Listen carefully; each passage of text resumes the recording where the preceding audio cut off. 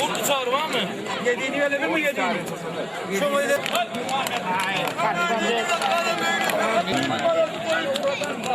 çağır da. Hadi hadi. Gel hayvanlar. Yok hayvanlar var ya. Sıcağı hayvan.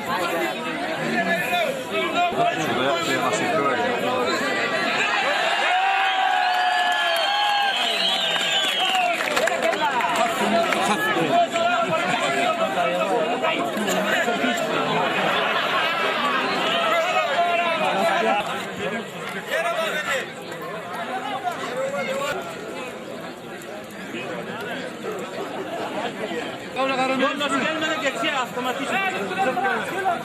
Çek. Ama geldi ben var mı? Gelliyle ne var? Gelli ben var mı? Kırmızıdan çıkıyor. Ben de nasıl oldu? Ben de ana dinamam ya.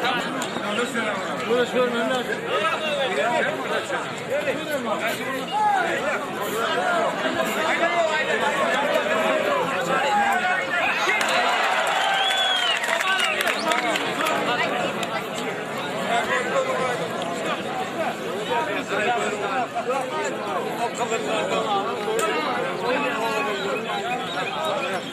Zamanı görün hadi. Aman öyle.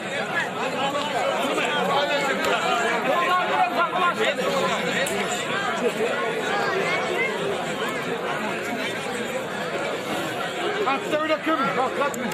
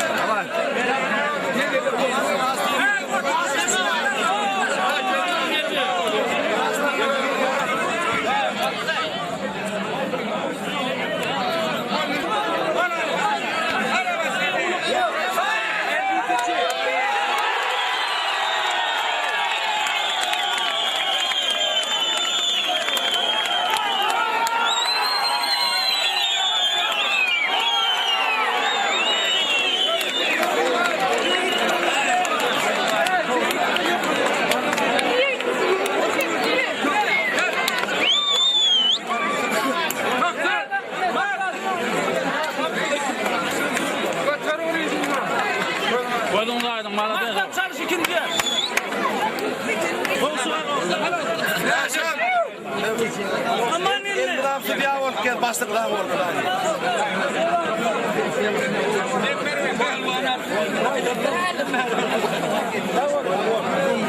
Koy koy yarattı.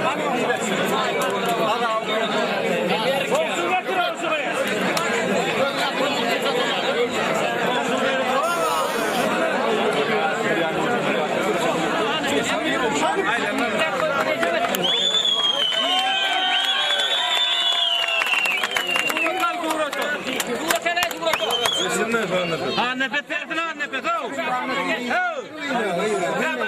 Ben al nefesi.